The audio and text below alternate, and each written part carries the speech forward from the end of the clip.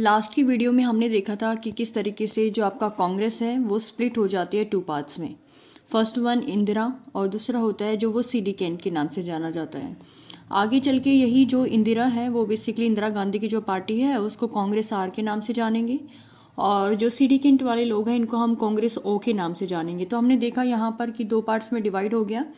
और जनरली जो CD cantt होते हैं वो सीनियर लीडर्स का एक ग्रुप होता था जो बेसिकली के कामराज के द्वारा बनाया गया था। इसके अलावा इसके कुछ और भी इसमें मेंबर्स थे जिन्होंने काफ़ी पार्टिसिपेशन दिखाया था कि हम लोग एज ए सीडी कैंट मतलब सीनियर लीडर की तरह इसमें अपने आप को इन्वॉल्व रखेंगे और इंदिरा गांधी के अगेंस्ट रहेंगे। इसके अलावा एस निजलिंगपा पर्सन भी थे जो बेसिकली मैसूर से बिलोंग करते थे, जो वहाँ के चीफ मिनिस्टर थे, और उन्होंने कॉन्स्टिट्यूएंट असेंबली है जो उसमें एज ए मेंबर अपने आप को इनरोल किया था। इसके अलावा लोकसभा के मेंबर भी रह चुके हैं, और कहीं ना कहीं वो एक मॉडर्न जो कर्नाटक का क्षेत्र है उसको बनाने में इनका काफ़ी इंपॉर्टेंट रोल है। तो इन्होंने के कामराज का काफ़ी अच्छा साथ दिया था सीडी कैंट जो पार्टी है, मतलब जो एक अलग ग्रुप है, उसको बनाने के लिए। अब जो नेक्स्ट वन आता है वो आता है two challenges for the Indira Gandhi. हमने ये तो देखा कि किस तरीके से जो कांग्रेस है वो बेसिकली दो पार्ट में, मतलब अभी ऑफिशियली तो नहीं डिवीजन हुआ था बट इंटरनली ही वो दो ग्रुप में डिवाइड हो गई थी। अब इंदिरा गांधी के सामने दो चैलेंजेस थे। जैसे हम सबको पता है कि इंदिरा गांधी को जो प्राइम मिनिस्टर बनाया गया था वो इस बिहाफ पे बनाया गया था कि सीनियर लीडर्स को हमेशा ये लगता था कि ये जो भी सजेशन लेगी वो हमसे पूछ के लेगी और कोई डिसीजन विदाउट हमारी परमिशन के बिना वो नहीं ले सकती है। तो इसने क्या किया, side line of the syndicate, उन जो सीडी कैंट के जो ग्रुप के मेंबर्स हैं उसको इसने साइड कर दिया, मतलब उनका कोई इन्वॉल्वमेंट इसने रखा ही नहीं। सबसे पहला तो इसने आउटसाइड द एडवाइजर्स, मतलब जितने भी इसको किसी भी चीज़ के लिए एडवाइस की ज़रूरत थी या कोई पॉलिसी किस तरीके से बनानी है, तो उन सब के बारे में इसने जो कांग्रेस पार्टी है उससे बाहर के जो लोग हैं उनके साथ डिस्कस करके और वहाँ बाहर के लोगों से बार बार मतलब जो भी पॉलिसी बनाए किस तरीके से बनाए, तो मतलब आउटसाइड द पार्टी उसने अपने एडवाइजर्स को हायर किया।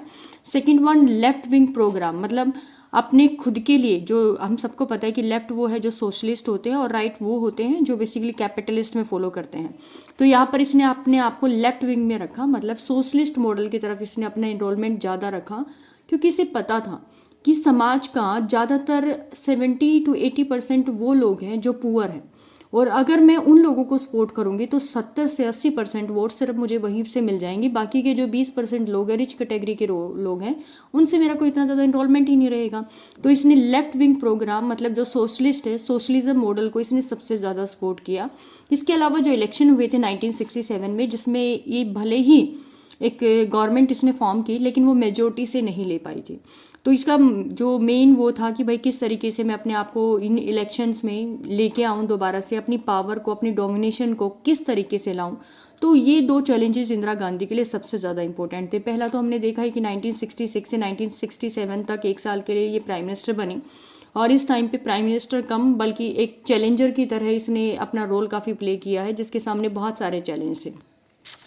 तो इसने क्या किया, इसने अपना एक 10 पॉइंट का प्रोग्राम बनाया, मतलब इसने 10 चीज़ों पर बहुत ही मुख्य ध्यान देने की कोशिश की, जिसमें से मैं कुछ पॉइंट्स आपको बताती हूँ। जैसे कि नेशनलाइज, मतलब जो बैंक और इंश्योरेंस है, जो बैंक है बैंकों का राष्ट्रीयकरण किया गया, जो इंश्योरेंस बीमा कंपनीज है उनका इंश्योरेंस किया गया ताकि वो गवर्नमेंट के कंट्रोल में आ जाए, ताकि जितने भी बैंक के पास पैसा लोग सबमिट करेंगे तो उस बैंक का जो गवर्नमेंट है उस पैसे का वो यूज़ कर सके। दूसरा सीलिंग ऑन अर्बन प्रॉपर्टी, जैसे क्या होता है बहुत सारे लोग हैं, जैसे रिच कैटेगरी के जो पर्सन्स हैं उनके पास बहुत सारी प्रॉपर्टी होती है, तो कुछ बेनामी प्रॉपर्टी होती है। तो गवर्नमेंट ने क्या किया, सबको अपना जो प्रॉपर्टी है उससे रजिस्टर करवाना शुरू कर दिया। तो यहाँ पर गवर्नमेंट ने देखा कि जो कुछ इस तरीके की प्रॉपर्टी है जिनका कोई इनरोलमेंट ही नहीं है किसी के नाम पर, तो उन्होंने उन ज़मीनों को गरीब लोगों को देना शुरू कर दिया, जिससे क्या होगा, ताकि जो ये प्रॉपर्टी है उस पर हम एक लिमिटेशंस लगा सकें। दूसरा, एक इनकम पे हम लोगों को, जैसे हम लोगों की कोई प्रॉपर्टी है उसके बेसिस पे हमें इनकम पे भी एक लिमिट लगानी है। जैसे हमारे यहाँ पर जब भी बजट आता है तो हमारे यहाँ पर एवरी ईयर आपकी इनकम के ऊपर कितना टैक्स लगेगा वो उसके लिए एक लिमिट फिक्स की हुई है। जैसे 5 लाख तक 0% है, या उससे ऊपर 1% 2% इस तरीके से लगता है। तो यहाँ पर इसने वो लिमिट सेट करनी शुरू कर दी ताकि वहाँ से इसकी गवर्नमेंट को पैसा मिले। और जो एक तरीके से ब्लैक मनी है उसे भी कंट्रोल किया जा सके। तीसरा, PDS of the food grains. PDS मतलब पब्लिक डिस्ट्रीब्यूशन सिस्टम इसने स्टार्ट किया कि जो फूड ग्रेन्स हैं यहाँ पर, जो खाने की चीज़ें हैं, उनको हम पीडीएस के द्वारा जो गरीब तबका है समाज का उस तक पहुँचा सकें।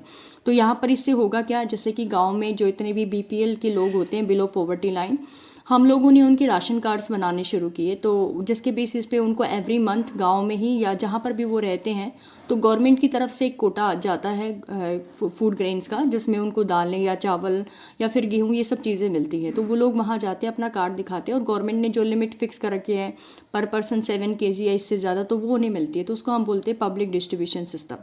इसके अलावा लैंड रिफॉर्म्स के लिए गवर्नमेंट ने बहुत बड़े फैक्ट लगाए। वही जैसे मैंने तुम्हें बताया कि पहले बहुत सारी बेनामी ज़मीन होती थी या एक ही आदमी के पास बहुत सारी ज़मीनें होती थी, तो हमें ये देखना था कि लैंड किसके पास कितनी है। और दूसरा, हम लोगों को जैसे भी फर्टाइल लैंड है या अनफर्टाइल लैंड है उसके बेसिस पर हमें टैक्स लिमिट फिक्स करनी थी, तो उसके लिए भी ज़रूरी था कि लैंड रिफॉर्म्स किए जाएँ। नेक्स्ट था कि house sites to the rural poor.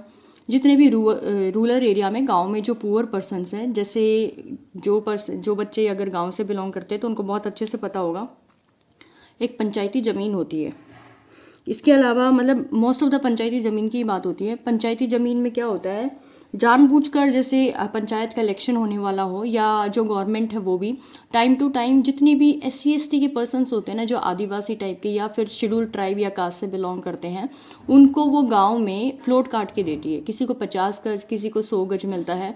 तो वो उसका रीज़न क्या है कि जो पुअर पर्सन्स है हम उनको इक्वल ला सके, जो ये रिच पर्सन्स है और जो पुअर पर्सन इनके बीच के हाँ को गैप है जो उसको कम कर सके। क्योंकि जो ऑलरेडी रिच है उनको तो कोई प्रॉब्लम है ही नहीं, वो तो प्रॉब्लम आप प्रॉपर तरीके से वर्क कर सकते हैं। लेकिन जो कहीं ना कहीं पुअर पर्सन है उनके पास तो डे टू डे की कंजप्शन भी कंप्लीट नहीं हो सकती।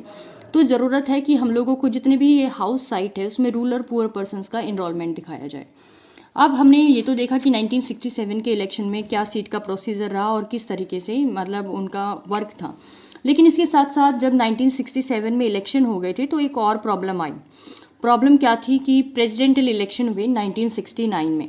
अब देखो, हमारी जो 4th जनरल इलेक्शन हुए वो 1967 में हुए, तो एग्जैक्टली जो नेक्स्ट इलेक्शन होने वाले वो 1972 में होने वाले। लेकिन इलेक्शन के 2 साल के बाद तो यहाँ पर जो प्रेसिडेंटल इलेक्शन है उसमें बेसिकली क्या था, हमारे जो उस टाइम पे रूलिंग जो प्रेसिडेंट थे उनका नाम था जाकिर हुसैन। लेकिन जो वो प्रेसिडेंट है उनकी डेथ हो जाती है कब, 1969 में उनकी डेथ हो जाती है। तो ऑब्वियसली डेथ होने के बाद हमें या तो कोई ऐसा पर्सन चाहिएगा जो जब तक नेक्स्ट प्रेसिडेंट का इलेक्शन नहीं हो जाता तो हमें एक फॉर्मल प्राइम मिनिस्टर प्रेसिडेंट बनाना पड़ेगा, मतलब एक कार्यवाहक राष्ट्रपति। तो यहाँ पर 2 मेंबर को खड़ा किया गया। जैसे मैंने तुम्हें बताया कि इंदिरा गांधी और जो ये CD केंट ग्रुप है, जैसे कि ये इंदिरा गांधी और जो CD केंट ग्रुप, ये 2 ग्रुप हमारे सामने थे। तो जो CD केंट ग्रुप है जनरली उन्होंने अपने कैंडिडेट खड़ा किया एन संजीवा रेड्डी, जो बेसिकली एक ऑफिशियल कांग्रेस कैंडिडेट थे, ठीक है, उस टाइम पे। तो उनको उन्होंने खड़ा किया कि जब तक आपका कोई नेक्स्ट प्रेसिडेंट नहीं आता तो ये फॉर्मल प्रेसिडेंट मतलब नाम मात्र कार्यवाहक आपके ये प्रेसिडेंट बन जाएंगे। और जो VV गिरी है उनको 1969 से 74 तक मतलब एक तरीके से जो इंदिरा गांधी है, इंदिरा गांधी ने VV गिरी को खड़ा किया, ठीक है। ये यूपी के गवर्नर भी रह चुके, केरल के भी और कर्नाटक के भी, तो इनका अलग अलग वक्त था और एक बार लेबर पार्टी के हेड भी रह चुके थे। तो यहाँ पर CD केंट के जो पर्सन्स थे वो हमेशा चाहते थे कि एन संजीवा रेड्डी उनका मेंबर बने। अगर उनका मेंबर प्रेसिडेंट बनेगा तो उनके पास ज़्यादा पावर रहेगी और इंदिरा गांधी के पास पावर नहीं रहेगी। तो यहाँ पर CD केंट में एक पर्सन थे जिनका नाम था S निजलंगपा। ये जो पर्सन थे ये MP और MLA है, जो उन्होंने लोगों को मोटिवेट किया, मतलब लोकसभा और विधानसभा के कैंडिडेट को, कि अपना जो वोट दोगे ना वो आप किसको देना, एन संजीवा रेड्डी को देना और किसी को मत देना, ठीक है। तो इस पे इंदिरा गांधी ने ऑब्जेक्शन उठाया। उसने बोला कि मतलब जितने भी मेंबर थे, चाहे वो CD केंट से हो या फिर इंदिरा गांधी की पार्टी से, तो उन्होंने बोला कि आपको मोटिवेट किया मेंबर्स को फॉर द कॉन्साइंस वोट, मतलब सोच समझ कर वोट डालना, फ्री टू वोट, तुम किसी को भी वोट करो, वो तुम्हारी विश है, लेकिन तुम्हें ये देखना है कि तुम्हारा कैंडिडेट तुम्हारे लिए अच्छा वर्क करे, ये नहीं कि वो कौन है। और अगर तुम एन संजीवा रेड्डी को चूज़ करते हो तो वो तुम्हारी विषय, या VV गिरी को चूज़ करते हो तुम्हारी विषय। तो इन्होंने इसमें किसी को भी, इंदिरा गांधी ने किसी को फोर्स नहीं किया कि आप इसी को चूज़ करो। लेकिन लास्ट टू लास्ट जो VV गिरी हैं वो यहाँ पर नॉन कंट्रोवर्शियल लीडर बन जाते हैं, मतलब बिना किसी विवाद के यहाँ पर चुनाव जीत जाते हैं। और 1969 से लेकर 74 तक हमने इनको ही एज ए प्रेसिडेंट के रोल में देखा था। तो फाइनली हमारे जो वीवी गिरी हैं वो बेसिकली हमारे प्रेसिडेंट बन गए। लेकिन यहाँ पर अभी तक जो सीडी केंट और जो इंदिरा गांधी है, कांग्रेस में सिर्फ 2 ग्रुप बन चुके थे। अब ऑफिशियली जो स्प्लिट हो जाएगा किसका, कांग्रेस का, कब, नवंबर 1969 में। सीडी केंट है जो उसको कांग्रेस ऑर्गेनाइजेशन मतलब एक ओल्ड कांग्रेस के नाम से जानेंगे, क्योंकि मोस्ट ऑफ द इसमें सीनियर लीडर्स का ग्रुप था और ये एक कंजर्वेटिव सोच रखते थे, मतलब only for the rich person. मतलब इंदिरा गांधी ने ये टाइटल उनको दिया था कि इनकी जो सोच है वो काफ़ी कंजर्वेटिव है, क्योंकि ये हमेशा जो रिच पर्सन है उन्हीं के लिए वर्क करते और किसी के लिए नहीं करते। और इंदिरा गांधी है जो उनकी जो पार्टी बनी थी, कांग्रेस रिक्वाइजेशन मतलब एक मांग करता कि हम सबकी डिमांड को पूरा करेंगे, तो इसलिए इसको कांग्रेस आर के नाम से जाना जाता है। तो ये ओल्ड कांग्रेस थी क्योंकि इसमें सीनियर लीडर्स है, इसको न्यू कांग्रेस बोला गया क्योंकि ये इंदिरा गांधी के द्वारा फॉर्म की गई थी। और इसने जो मतलब सबसे ज़्यादा अपना एक मैनिफेस्टो रखा, मतलब अपनी जो सबसे ज़्यादा जोर इसने दिया वो सोशलिस्ट चीज़ पे दिया कि हम जो वर्क कर रहे हैं only work for the poor person, हम सिर्फ गरीब आदमी के लिए काम कर रहे हैं, हम किसी और के लिए काम नहीं कर रहे हैं, ये रिच पर्सन्स के लिए काम कर रहे हैं। तो लोगों के मन में कहीं ना कहीं इंदिरा गांधी सिर्फ और सिर्फ ये चीज़ डालना चाहती थी कि तुम हमारे साथ जुड़ो, क्योंकि हम समाज के तबकों पर ध्यान देंगे, ये नहीं देंगे। इसके अलावा that time Morarji Desai was deputy prime minister. उस टाइम पे जो मोरारजी देसाई थे, जो बेसिकली इंदिरा गांधी के टाइम पे जब इंदिरा गांधी को चूज़ किया गया था 1966 में, उस टाइम उनके रिवाइवल मतलब एक प्रतिद्वंदी थे। तो जो मोरारजी देसाई है वो उस टाइम पे एक डिप्टी प्राइम मिनिस्टर का रोल भी उनको दिया गया था और फाइनेंस मिनिस्टर भी थे वो। तो उन्होंने बेसिकली रिज़ाइन दे दिया अपनी पोस्ट से। उन्होंने बोला कि भाई ये इंदिरा गांधी अपनी मर्जी से सब कुछ कर रही है। इसने 14 बैंकों का प्राइवेटलाइजेशन की बजाय क्या कर दिया, उनको नेशनलिज्म में मतलब समाज जो सरकार है उसके कंट्रोल में ले लिया। इसके अलावा उसने प्रीवी पर्स एबोलिशन मतलब एक ऐसा, मतलब आगे चल के बताऊंगी वो क्या है। एक प्रीवी पर्स एबोलिशन वैसे तो जनरली ये होता है कि जैसे हमारे यहाँ पर 565 जो प्रोविंशियल एरियाज थे, तो उसमें से कुछ प्रिंसली स्टेट भी थे। तो प्रिंसली स्टेट एग्री नहीं थे हमारी कंट्री में मिक्स होने के लिए जब हमें इंडिपेंडेंट मिली। तो जनरली उनके सामने कुछ ऑफर रखा गया था और वो ऑफर क्या था, मतलब क्या है ये पूरा, वो कि 2 स्टेट थे, एक तो प्रोविंसी स्टेट था, एक प्रिंसली स्टेट था। तो प्रिंसली स्टेट है उसका इंटीग्रेशन हमें कहाँ पर चाहिए था, अपनी कंट्री में चाहिए था। तो ये जो इंटीग्रेशन है वो हमें कहाँ पर चाहिए था, अपनी कंट्री में चाहिए था। तो इनकी कुछ डिमांड थी कि इन्होंने बोला कि हमें ना कुछ ग्रांट चाहिए, अगर आप हमें ग्रांट दोगे या तो हेरिडेटरिक तौर पर मतलब जो अभी मिलेगा वो आगे चलकर हमारी आने वाली जनरेशन में ऐसे ही नाम चला जाएगा उनके, या फिर गवर्नमेंट कुछ अलाउंस हमें दे तो हम अपने जो प्रीवियसली एरियाज़ हैं उनको अपने में मिला लेंगे। तो यहाँ पर जो बेसिकली उस टाइम पर जो गवर्नमेंट थी जनरली कांग्रेस ने, उस टाइम पर वो इस चीज़ के लिए एग्री हो गई। उन्होंने बोला कि चलो ठीक है, क्योंकि हम लोगों को तो अपना कहीं ना कहीं एक तरीके से प्रॉपर तो कोई गवर्नमेंट नहीं थी, अंतरिम सरकार थी सी राजागोपालाचार्य के कंट्रोल में। तो उन्होंने बोला कि चलो ठीक है, हम आपको 3 चीज़ें ऑफर करेंगे। पहला एक्सटेंट मतलब लार्ज एरिया के बेसिस पे आपका कितना एरिया है उसके बेसिस पे देखेंगे कि हम आपको क्या क्या फैसिलिटीज़ दें। रेवेन्यू मतलब पहले जितना टैक्स आप कलेक्ट करते थे तो उसके बेसिस पे देखेंगे आपको कितनी मनी हम दे सकते हैं। पोटेंशियल मतलब आप कितने स्ट्रॉन्ग हैं और आपके बेसिस पे हमारी कंट्री को क्या बेनिफिट मिलेगा। इन 3 बेसिस को देखते हुए हम देखेंगे कि प्रिंसली स्टेट को किस तरीके से अपने में इंटीग्रेशन करें और हम आपको क्या प्रॉफिट दे सकते हैं अगर आप हमारे एरिया में मिलेंगे। बट जो नेहरू थे, मतलब ये एक्ट पास हो गया था और नेहरू इस एक्ट को पसंद नहीं करते थे, क्योंकि उनका मानना ये था कि कहीं ना कहीं तुम ना जो इक्वलिटी टर्म है, जो समानता की जो टर्म है उसके अगेंस्ट इन सब चीज़ों को कर रहे हो और कहीं ना कहीं सोशल और इकोनॉमिक जस्टिस है जो वो भी यहाँ पर नहीं होगा, क्योंकि तुम सिर्फ कुछ जो प्रिंसली स्टेट्स हैं उनको अपनी कंट्री में मिलाने के लिए दूसरी जो प्रोविंसेस स्टेट है उनके कंपैरिजन में उन्हें ज़्यादा राइट दे रहे हो।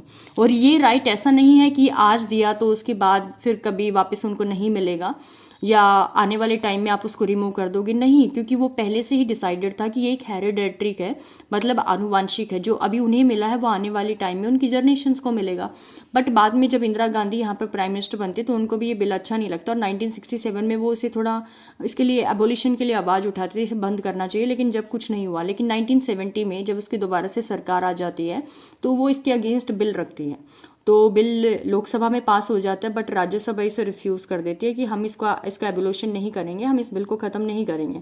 लेकिन लास्ट टू लास्ट 1971 में जो दोनों हाउसेज है वो इस बिल को पास कर देते हैं और ये जो एक तरीके का ये जो एक्ट था वो ख़त्म हो जाता है। तो बस आपको थोड़ा पता होना चाहिए कि जो प्रीवी पर्स एबोलिशन है वो क्या था आपका बेसिकली। तो एक तरीके से एक स्पेशल राइट था जो प्रोविंशियल स्टेट्स को दिया गया था, तो वो प्रिंसली स्टेट्स को दिया गया था, तो वो ख़त्म कर दिया गया। अब हमने ये तो देखा कि 1967 के इलेक्शन में क्या प्रॉब्लम आई, फिर इलेक्शन होने के बाद 1969 में किस तरीके से प्रेसिडेंट की डेथ हो जाती है, और उसके बाद जो कांग्रेस है वो ऑफिशियली दो पार्ट में डिवाइड हो जाती है। अब नेक्स्ट वन आना था कि देखो वैसे तो इलेक्शन आपके 1967 के बाद 1972 में होने थे, लेकिन ड्यू टू सम रीजंस 1970 में आपकी लोकसभा को डिसॉल्व कर दिया जाता है। तो आपकी इलेक्शंस मतलब डिसॉल्व हुई थी दिसंबर 1970 में, लेकिन फिर उसके 2 महीने के अंदर ही हमें जल्दी से इलेक्शन कराना था ताकि हम लोकसभा को दोबारा से लेके आ सकें। तो हमें फरवरी 1971 में इलेक्शन कराना पड़ा। तो अब ये जो इलेक्शन होगा और इसके बेसिस पे किस तरीके से कांग्रेस को दोबारा से अपनी पावर रिस्टोर करने का मौका मिलेगा, तो उसी के बारे में देखेंगे। फर्स्ट वन आता है in November 1969 when Congress was split in 2 parts. जब कांग्रेस 2 पार्ट में बट जाती है, then Indira Gandhi formed an government with help of Congress R plus CPI plus DMK, जिसको सोशलिस्ट बोलते हैं। जब नवंबर 1969 में जब कांग्रेस डिवाइड हो जाती है, तो इंदिरा गांधी क्या करती है कि इंदिरा गांधी अपनी पॉलिटिकल पार्टी जो कांग्रेस आर है उसको स्ट्रॉन्ग बनाने के लिए सीपीआई और जो डीएमके पार्टी है जो बेसिकली आपके तमिलनाडु में थी, तो उन पार्टीज के साथ ये अपना कॉलिजन बना लेती है, गठबंधन बना लेती है, ताकि जो इसकी पॉलिटिकल पार्टी है वो काफ़ी पावरफुल हो जाए। But Indira Gandhi government dissolve at the Lok Sabha in December 1970। तो इंदिरा गांधी की जब सरकार है वो खत्म हो गई, लोकसभा में डिसॉल्व कर दिया किसी रीज़न से दिसंबर 1970 में। तो दोबारा से जब 5th जनरल इलेक्शन कराने थे, तो इंदिरा गांधी ने आइडिया लगाया कि मैं क्या कर सकती हूँ, किस बेसिस पर लोगों को मोटिवेट कर सकती हूँ कि आप आइए और हमारे साथ मिलिए ताकि उनकी सरकार को वो ज़्यादा पावरफुल बना सकें। तो हमें क्या करना था, द कॉन्टेस्ट की जो इलेक्शन होने वाला है उसमें ये जो पॉलिटिकल पार्टी है कांग्रेस आर और कांग्रेस ओ, इनका क्या इफेक्ट रहे। तो यहाँ पर जो कांग्रेस आर है तो वो सीपीआई के साथ और डीएमके के साथ मिली हुई थी। तो कांग्रेस आर और जो सीपीआई है वो दोनों मिक्स हो जाती हैं। तो जो इंदिरा गांधी की सरकार थी कांग्रेस आर, उसने नारा दिया गरीबी हटाओ, कि अगर मैं गरीबी हटाओ का नारा दूंगी तो मैं सोसाइटी के 70 से 80% लोगों को अपने कंट्रोल में कर लूंगी। किस बेसिस पर, उसने बोला कि मैं लैंडलेस लेबर के साथ हूँ, मैं उनकी हेल्प करूंगी ताकि उनको ज़मीन मिले। दूसरा, मैं दलित और आदिवासी लोगों की भलाई के लिए काम करूंगी। तीसरा, जितनी भी वुमेन है उनके बेनिफिट के लिए, और जो माइनॉरिटीज़ है जो अल्पसंख्यक है मैं उनकी भलाई के लिए काम करूंगी। नेक्स्ट है कि जो अनएम्प्लॉयमेंट यूथ है मैं उनको एम्प्लॉयमेंट दूंगी। कहीं ना कहीं हमारी पूरे के पूरे समाज की बस एक यही समस्याएं होती है ज़्यादातर, और उसने उसी चीज़ को अपना एक नारा, अपना एक स्लोगन बना दिया, जिसकी वजह से इंदिरा गांधी काफ़ी ज़्यादा पॉपुलर हुई थी। इसके अलावा उसने पब्लिक सेक्टर पर ज़्यादा ध्यान दिया, जो हमने देखा कि उसने प्राइवेट बैंक का नेशनलाइज कर दिया था, और जो सीलिंग मतलब रूरल एरिया में था, जैसे कि गवर्नमेंट ने डिस्ट्रीब्यूट करना शुरू कर दिया था लैंड को, जो लोग गरीब थे इन पे ज़्यादा जोर दिया। और जो प्रीवी पर्स था जिसमें प्रिंसली स्टेट को ज़्यादा पावर दी गई थी, तो उनके बेसिस पर एक तरीके से जो इंदिरा गांधी है उसने लोगों के मन में अपनी कांग्रेस पार्टी को लेकर काफ़ी ज़्यादा पावरफुल बना लिया था। दूसरा, अगर मैं अपोजिशन की बात करूँ तो जो कांग्रेस ओ है वो रियल पावर थी कांग्रेस की, क्योंकि जितने भी सीनियर लीडर्स हैं those are belong in Congress O, तो वो कांग्रेस ऑर्गेनाइजेशन पार्टी से बिलोंग करते थे।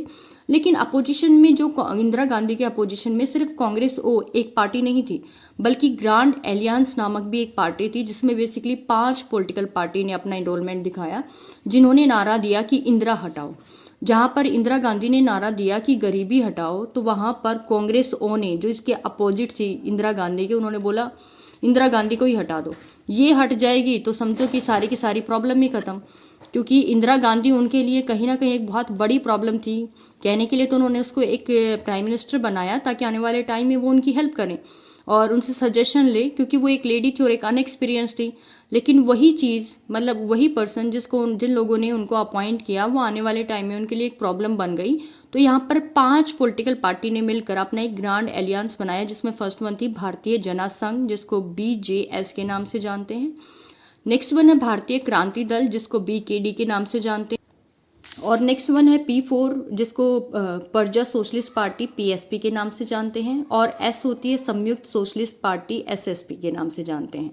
और S होती है स्वतंत्रता पार्टी SP। मतलब एक तरीके से जो कांग्रेस इंदिरा गांधी की सरकार है उसके अगेंस्ट कांग्रेस O, और जो ये आपकी ग्रांड एलियंस हैं, इन दोनों ने मिक्स होकर उसके अपोजिट खड़ा होना स्टार्ट कर दिया।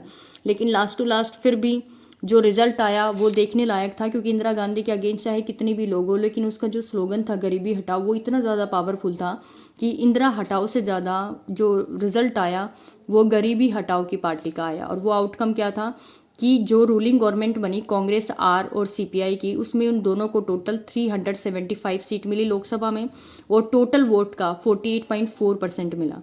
अगर मैं सीपीआई को हटा दूं इसमें से और सिर्फ कांग्रेस का रिजल्ट देखूं तो कांग्रेस को 352 सीट्स मिली लोकसभा में और टोटल 44 वोट्स हैं जो वो उनको मिली। सिर्फ 4.4 सीट सिर्फ सीपीआई की थी, अदरवाइज सारी की सारी जो सीट थी, जो वोट्स थी, वो बेसिकली किसकी थी? कांग्रेस आर के। अगर मैं इसके अपोजिट जो पॉलिटिकल पार्टी थी कांग्रेस ओ और ग्रांड एलियंस, अगर इनकी बात करूँ तो कांग्रेस ओ है जो उसको सिर्फ 25% वोट्स मिली और उसके बेसिस पे 16 सीट ही उसको प्राप्त हो सकी। अगर मैं बात करूं ग्रांड एलियंस की तो उसको 40 से भी कम सीट मिली। तो देखा जाए तो शायद ये दोनों पॉलिटिकल पार्टी भी उतनी ज़्यादा सीट नहीं ले पाई जितनी कि अकेले सिर्फ कांग्रेस आर इंदिरा गांधी की सरकार ने ले ली। बस सीपीआई के साथ उसका गठबंधन इतना था कि उसने स्टार्टिंग से ही उसको सपोर्ट किया था, इसलिए उन दोनों ने मिलकर अपनी सरकार बनाई। तो देखा जाए तो एक स्ट्रॉन्ग नेशनल लीडर बनी इंदिरा गांधी। और 1971 में इंडो पाकिस्तान का वॉर होने की वजह से बांग्लादेश है जो उसका एक इशू भी आया, लेकिन फिर भी इसने एक बहुत अच्छा जो आउटकम था वो निकाल के दिखाया। अब लास्ट आता है इसी चैप्टर का कि रिस्टोरेशन, क्या दोबारा से कांग्रेस पार्टी अपनी पावर को लेके आ पाई? तो इसका कहीं ना कहीं आंसर हम सिर्फ नो ही लिखेंगे। मतलब एक वो सरकार जो पहले कहीं ना कहीं नेहरू के टाइम पीरियड में थी, तो वैसी सरकार तो हम कभी दोबारा नहीं ला सकते, भले ही हम ज़्यादा सीट लेके आ पाए, क्योंकि 375 सीट इतनी तो हमने फर्स्ट जनरल इलेक्शन में भी नहीं जीती थी जितनी अभी फिफ्थ जनरल इलेक्शन में जीती। लेकिन फिर भी ये एक non A revival of old Congress party, मतलब एक तरीके से उतनी प्रतिद्वंदी या उस जो पुरानी कांग्रेस पार्टी है ना उसके बराबर टक्कर की सरकार नहीं बना पाई, क्योंकि कांग्रेस जो दो पार्ट में डिवाइड हो गई जिसकी वजह से कांग्रेस है जो वो इंटरनली काफ़ी वीक होती जा रही थी।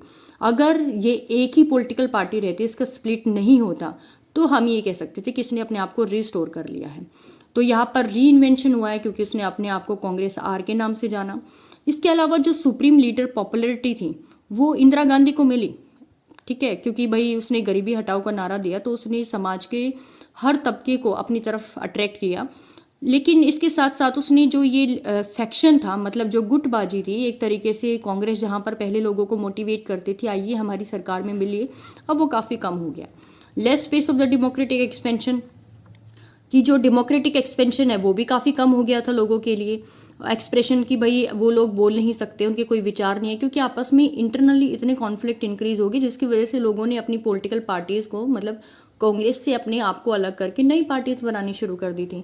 इसके अलावा डिपेंडेंट ऑन सम ग्रुप्स, और कहीं ना कहीं दूसरे ग्रुपों के ऊपर ये सबसे ज़्यादा डिपेंडेंट थे, जिसकी वजह से हम लोग ये नहीं कह सकते कि इसने अपने आप को दोबारा से रिस्टोर कर लिया, क्योंकि पावर इसे मिली लेकिन जो चीज़ एक यूनिटी में थी पहले वो शायद इसके डिवीज़न के बाद इसे कभी नहीं मिल पाई।